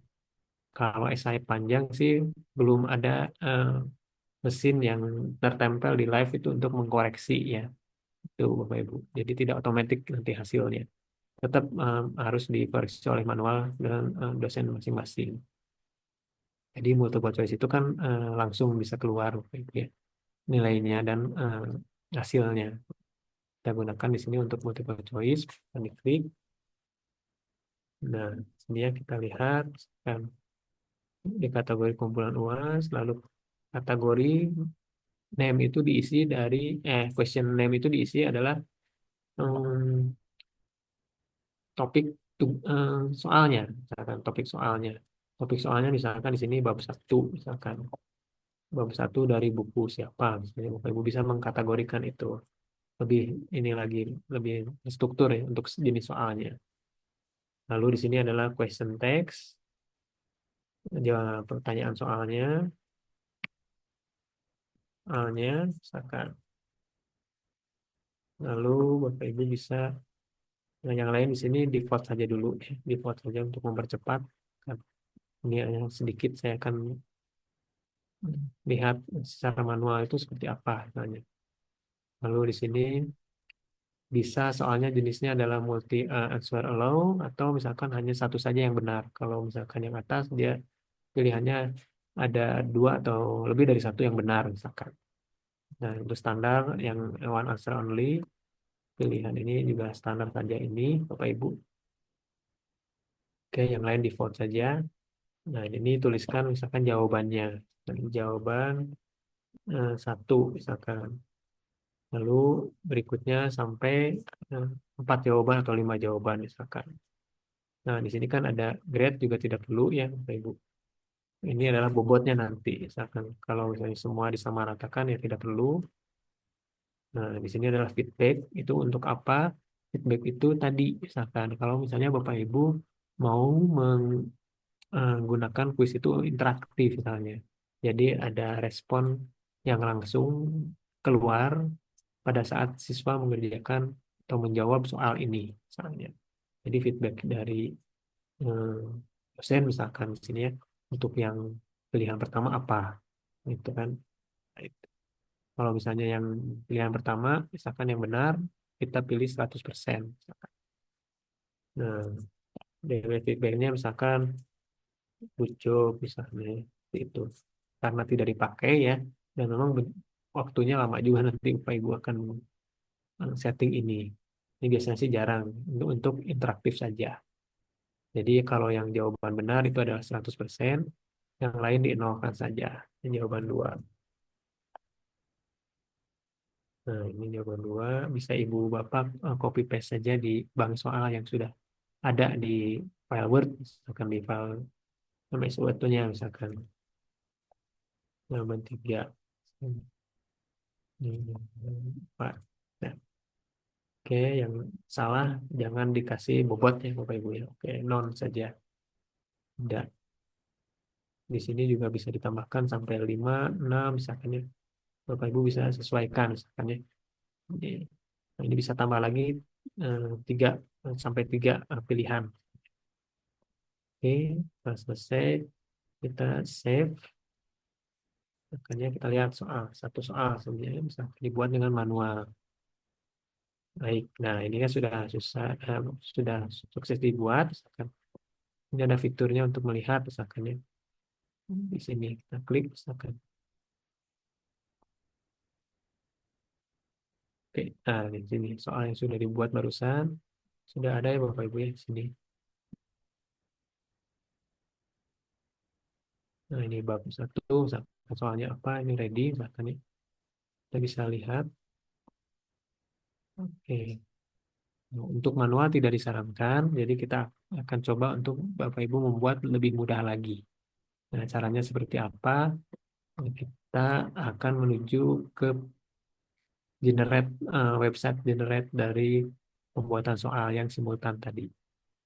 Bapak Ibu buka tab baru ya, misalkan di sini buka tab baru. Tuliskan misalkan di sini tools.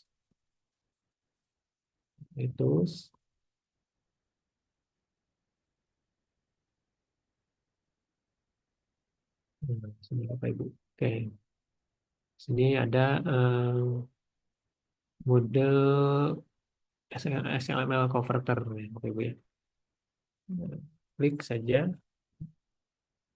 Nah, ini Bapak Ibu pilih with di sini XML. Nah, lalu defaultnya ini saja. Nah, ini juga tidak perlu dirubah lagi lah. Misalkan shuffle juga tidak perlu karena nanti juga Ibu Bapak kan biasanya shuffle lagi di live-nya juga tadi. Nah, ini adalah Bapak Ibu tinggal copy paste dari bank soal yang ada di file Bapak Ibu, misalnya di Word-nya Bapak Ibu. Namun harus disesuaikan dengan format yang diterima oleh generate tools ini. Nah, misalkan yang ini Bapak Ibu, yang ini ada contohnya. Saya diklik. Nah, Bapak Ibu tinggal copy paste saja. Nanti di sini di PL tools ini Bapak Ibu, nah, jawaban yang benarnya Ibu Bapak tinggal berikan misalkan sesuai dengan jumlah pilihan yang ditawarkan. Di sini misalkan jawabannya A, lalu ada poin feedbacknya apa, lalu ada fitnya apa. Kalau ini mungkin tidak perlu ya, tidak perlu dipakai. Nah, jadi cukup seperti ini Bapak Ibu ya. Oke, misalkan Bapak Ibu tinggal copy paste saja di sini, sesuaikan formatnya. Ini nomor 1, nomor 2. Tidak perlu menggunakan nomor ya Bapak Ibu ya. Tidak perlu menggunakan nomor. Langsung saja soalnya dan multiple choice, pilihan jawabannya. Nah, kita coba 3 misalkan ya Bapak Ibu. Nah, setelah selesai Bapak Ibu misalkan di sini menambahkan ya dari bank soal yang ada di dokumen yang question bank Bapak Ibu, dipaste di sini, ditempel, sesuaikan formatnya seperti ini. Lalu kita lihat dulu review. Nah, berarti kan 3 soal sudah sukses ya di parse atau di proses akan. Ini tidak perlu, kita ambil filenya Bu. Ambil filenya, kita download. Download. Nah, ini kan di download nanti tersimpan di laptop Bapak Ibu ya. Maka di sini biasanya sih ada di file download misalkan ya. Oke. Sekarang kembali lagi ke live-nya. Ya. Kita import soal yang barusan di generate, Bapak Ibu ya. Ada di mana untuk import soalnya? Ada di tetap masih yang sama di question bank, misalkan ya. Lalu menunya adalah import. Nah, di sini. Import. Oke. Import, pilih yang model XML format yang di sini. Klik, sudah sesuai. Lalu general, diklik, pilih kategorinya. Tadi kan Bapak Ibu kan di UAS, misalkan soal UAS ya. Nah, di sini sudah dipilih, klik. Nah, ini jangan sampai dicentang Bapak Ibu ya. Oke, kosongkan saja. Yang lain juga sudah, sesuaikan default saja. Nah, tinggal dicari tadi filenya di mana yang setelah sukses download misalkan. Kita cari misalkan filenya ada di mana, misalkan tadi Ibu Bapak sudah sukses untuk generate soalnya ada di download biasanya. Nah, di sini Bapak Ibu. Klik misalkan ya, akhirannya adalah XML pasti. Klik open misalkan. Oke, nah, sudah selesai. Kita upload this file. Klik.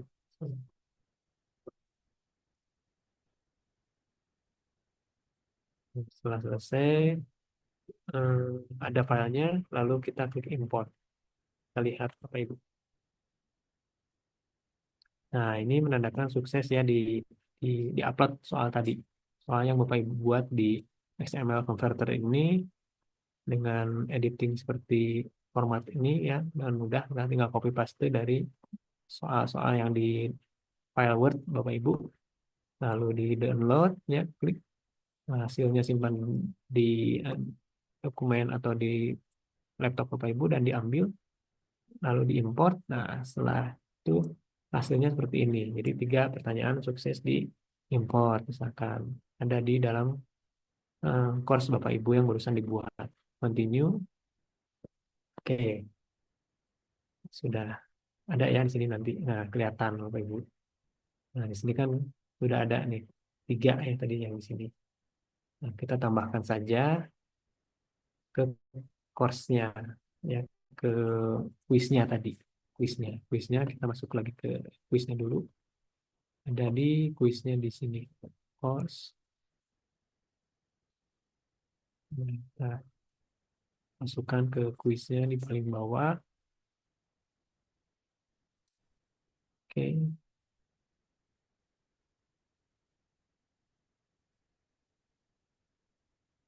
Kuisnya.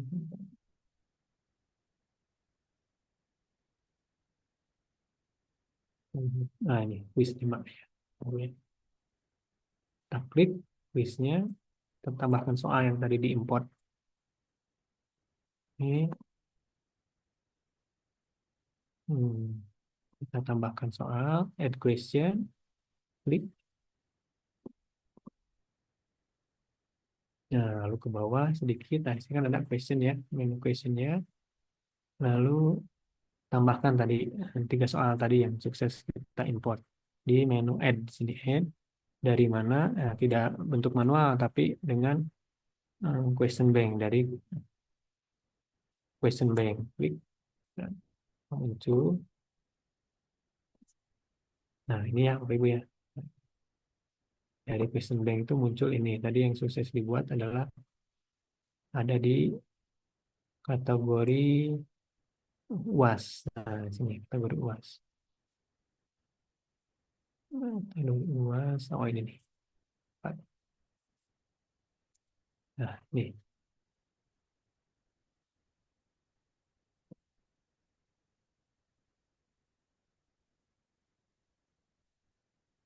Klik ke play. Ini. Nah, ini kan ada ya tadi ya, Bapak Ibu. Udah ada di kategori UAS. Lalu soalnya ada. Jadi kalau misalnya tadi kenapa disarankan membuat kategori dulu soalnya? Nah, karena untuk memudahkan nanti untuk pengelolaan Bapak Ibu. Kalau misalnya tidak dibuat kategori pengelolaan kategori kelas atau kategori soal, itu semua numpuk misalkan di sini Bapak Ibu. Semua numpuk dalam satu parent folder. Khawatir nanti kalau misalnya soalnya 100, nah itu cara pengelolaannya akan menyulitkan Bapak Ibu dalam memberikan atau menambahkan soal-soal. Tuh, jadi sudah ada kategori soal UAS, ada 4, kita tambahkan semua centang misalkan ya. Itu. Lalu kita add ya semua ke quiz yang kita buat. Nah, saya ya, Ibu, semua sudah masuk. Kita centang di sini shuffle. Ini misalkan total grade-nya maksimumnya 100. Kita save di sini. Save. Udah selesai. Jadi kita lihat tampilan di mahasiswa seperti apa. Oke, kita klik masuk ke topik 1 misalkan ya. Tadi ada kuis.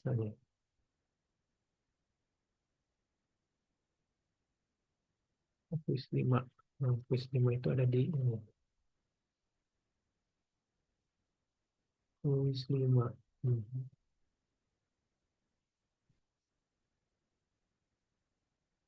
Nah, di sini Bapak Ibu ya, kita lihat, klik Quiz 5. Nah, ini tampilan nanti mahasiswa, misalkan ini seperti apa. Kita preview dulu kuisnya, start time. Nah, seperti ini Bapak Ibu. Karena tadi kan satu halaman page itu ada 10 ya. Kalau di sini kan ada hanya 5. Jadi semua soal ditampilkan dalam satu halaman. Jadi mahasiswa tinggal scroll ke bawah saja. Tidak klik misalkan pindah halaman, misalkan menyulitkan juga. Gitu Bapak Ibu. Nah, oke. Nah, itu saja mungkin dari saya. Mungkin Bapak Ibu dari eh, pengelolaan dari awal bagaimana secara konsep penggunaan live, lalu juga konten belajar, membuat course, dan mengelola konten belajar dari mulai file, link video, tugas, dan kuis. Yang memang itu yang basic yang selalu digunakan oleh sivitas ya, terutama dosen di Unpad. Itu saja mungkin Bapak Ibu boleh ada pertanyaan boleh. Masih ada waktu ya, Teh Novi ya, sekitar 10 atau 15 menit mungkin Bapak Ibu. Ya, Silakan. Adit ada yang angkat tangan, Ibu Tri, mangga bisa on mic. Ya, boleh Baik, Bu, mangga. baik Pak Adit. Tadi saya ingin bertanya mengenai Self Exam Browser ya. Sebetulnya fitur Ya, itu sebetulnya baik banget gitu, bagus banget buat betul. dosen yang Pengawasan ya. ya pengawasan. Tapi saya coba pakai beberapa kali, itu tuh ada beberapa komplain dari mahasiswa. Pertama, mereka pada saat setelah melakukan kuis gitu ya atau UTS UASnya, mereka tuh layarnya keblok jadi nggak bisa log out gitu, Pak Dit, katanya seperti Ya, itu.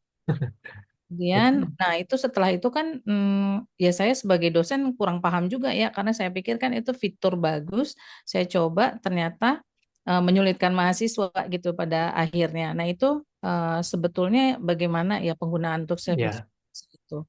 Kemudian tadi Pak Adit menyebutkan beberapa kali eh, tendiknya Prodi itu bisa membantu. Nah, ini tuh membantunya dalam kapasitasnya sejauh mana ya Pak Adit ya? ya, Karena yang saya tahu kan mereka ini nggak bisa akses ke dalam ya Pak, gitu ke ya, kelas-kelas di betul Bu. Live Unpadnya ini gitu. Nah, itu tuh baiknya tuh seperti apa gitu. Ya, Terima kasih, Pak betul, Bu. Adit.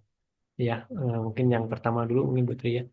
Untuk yang pertama memang secara penggunaan Self Exam Browser itu yang paling sering ya seperti itu Bu. Jadi teknikal ya. Ini teknikalnya. Nah, Stack Exam Browser itu memang harus sesuai konfigurasinya dengan perangkat yang digunakan oleh user, misalkan mau mahasiswa maupun dosen. Dan itu kompatibilitasnya memang harus kita screening dulu, Bapak Ibu. Tuh. Jadi di UTBK juga dipakai sih memang Stack Exam Browser. Kadang perlu helpdesk teknis sendiri memang itu untuk UTBK juga.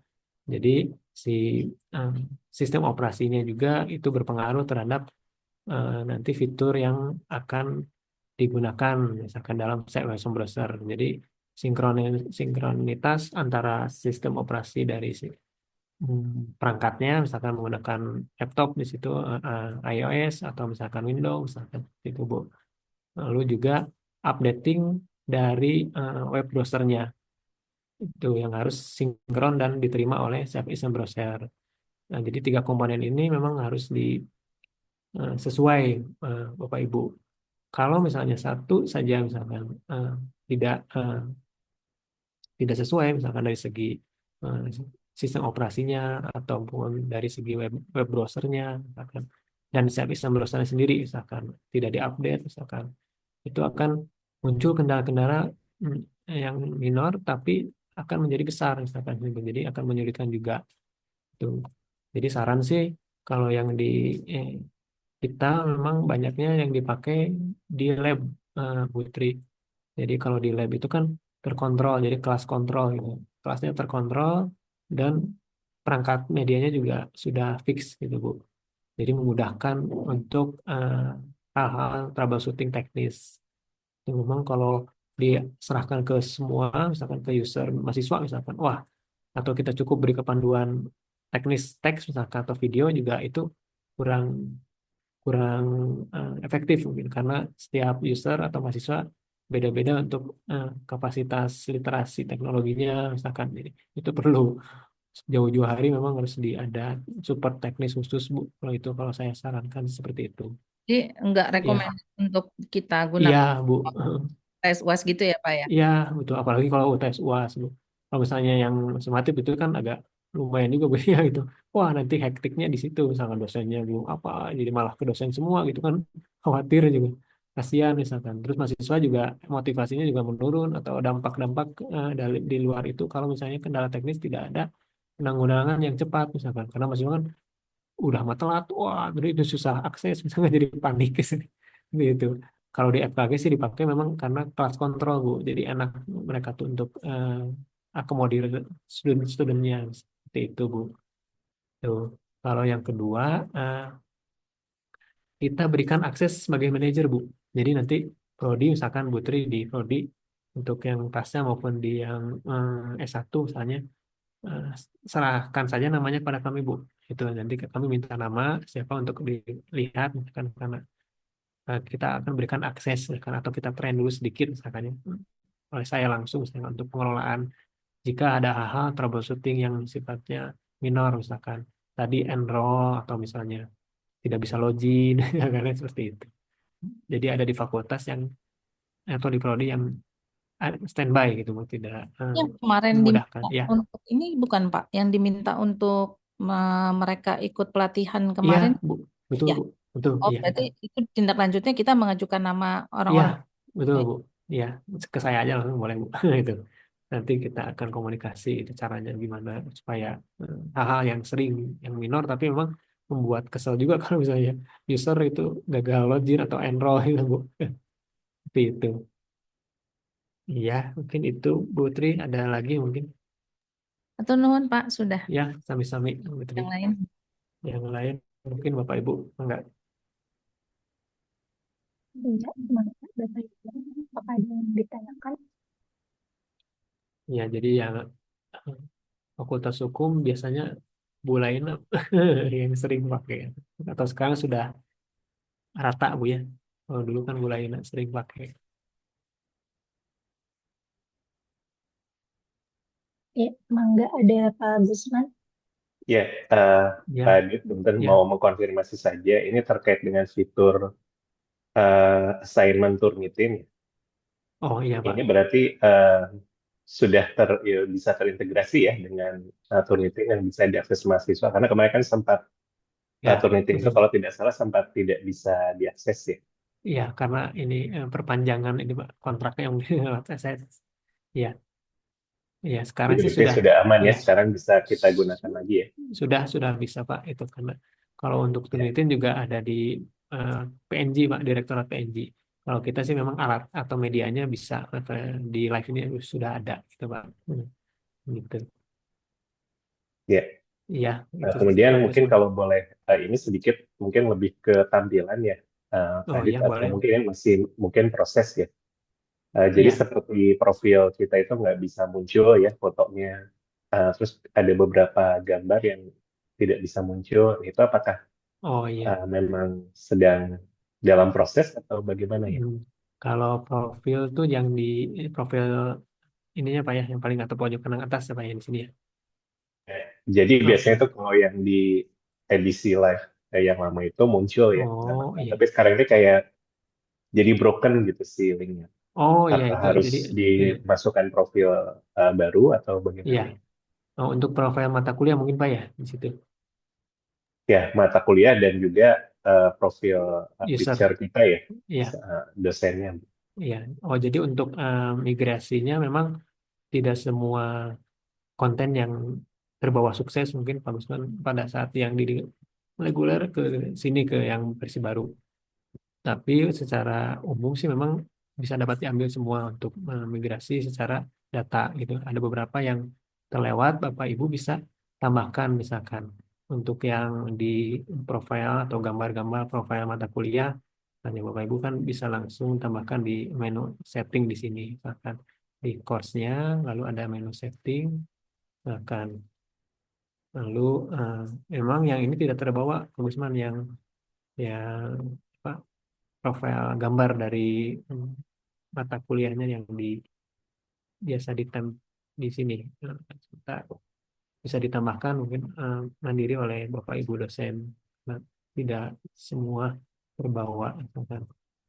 Oh, sebentar, ke profil mata kuliah yang ada di Tekos. Nah, sini ini tambahkan di settingnya, kan ini tambahkan di sini Bapak Ibu. Nah, ini untuk thumbnail mata kuliah biasanya. Nah, di setting di file, misalkan course image, misalkan. Ini untuk restore kemarin ada beberapa yang tidak bisa dibawa untuk image thumbnailnya. Bapak Ibu bisa tambahkan secara mandiri jika masih mempunyai gambar yang sama, misalkan di setting course, misalkan masuk tadi saya ulangi di course, yang course di sini, lalu menu setting, lalu ke bawah course image di sini Bapak Ibu, diklik saja misalkan. Nah, bisa diupload lagi mandiri oleh dosen masing-masing Bapak Ibu. Jadi tidak paling seperti itu mungkin Pak Gusman. Untuk profile juga sama, kita klik misalkan sini profile dosennya, misalkan Bapak Ibu bisa masuk ke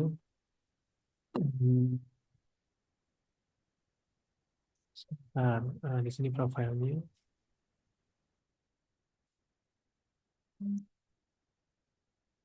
Oh, itu. Ini tuh Thanks ya, oke ini. Nah, ini Bapak Ibu akan bisa menambahkan lagi profile pic-nya di sini. Edit profile akan lalu Bapak Ibu bisa menambahkan picture-nya di sini. Bapak Ibu, kita tambahkan new picture-nya sama, akan klik saja dicari foto yang up to date, mungkin seperti itu. Untuk fitur-fitur lain memang ada perubahan sedikit Pak Gusman, sedikit untuk layout itu, jadi yang ada beberapa sinkronisasi yang belum semua bisa sesuai dari yang reguler sebelumnya, mungkin Pak. Mohon maaf, mungkin ke depan nanti akan saya tampung untuk hal-hal seperti tadi, misalnya untuk picture-nya atau untuk profile image-nya seperti apa yang tidak terbawa. Itu mungkin Pak Gusman. Mohon. Ya, sami-sami Pak. Bangga mungkin Bapak Ibu sebelum kita akhiri ya. Ya. Ada lagi mungkin Bu Tri, boleh. Dari saya cukup Pak Adit. Oh, Kalau iya. untuk fitur lain kayak Panopto dan sebagainya itu nanti kita Ya, dapat lagi materi atau gimana Pak? betul Bu. Karena kita tuh memang ada training untuk sosialisasi live itu dibagi 3 golongan ini mungkin. Dari yang basic dulu, nanti ada intermediate lalu advance gitu. Memang banyak sih fiturnya di yang basic yang kita pakai ini.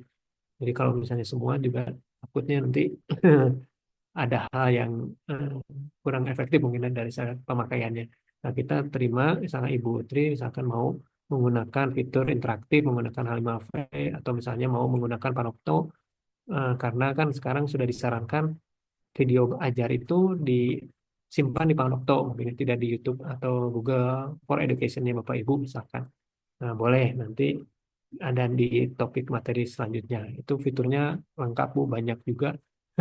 Karena tidak mungkin satu hari untuk semua itu didapatkan mungkin, karena kalau satu hari misalnya untuk Panopto course pengelolaan di live itu cukup insya Allah gitu full. Untuk itu saja mungkin Bu Tri ya, boleh nanti ada hal lain bisa kita berikan untuk berbagi terkait pengelolaan konten di Live Unpad ACID.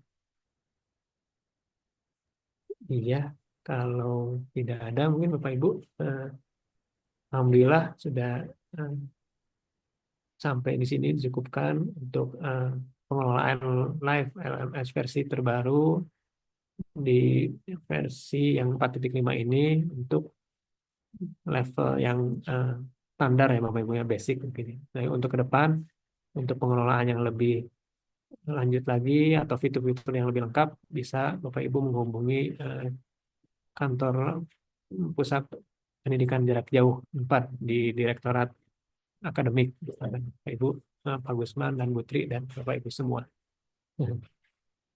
Saya izin stop share screen-nya.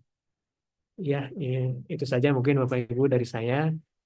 Ada hal-hal lain, boleh nanti langsung via WhatsApp saja ke saya, boleh Bapak Ibu khusus dosen, karena untuk mahasiswa ada lagi channel helpdesk-nya Bapak Ibu yang ada di web live Unpad SCID. Di situ ada helpdesk, misalkan 2 nomor, nah itu bisa diarahkan kepada student biasanya Bapak Ibu. Kalau untuk dosen biasa ke saya langsung boleh Bapak Ibu, atau ke Tenovi boleh, ke Pak Jajo juga bisa.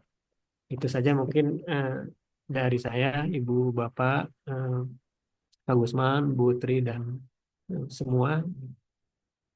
Demikian saya tutup mungkin ya, Tenovi ya. Assalamualaikum warahmatullahi wabarakatuh. Waalaikumsalam. Waalaikumsalam. Assalamualaikum warahmatullahi wabarakatuh. Mohon Pak Terima Adi. kasih Sampai-sampai, Adi, Bu. Mohon Tenovi, sampai-sampai Pak Gusman. Mohon. ya Bu Tri, Atur semua nuhun Bapak pisan Ibu. sadayana. Ya, Atur nuhun. Kasih sampai-sampai, Bu. Ya, Izin undur diri. ya, sama-sama Bu Numir. Ya,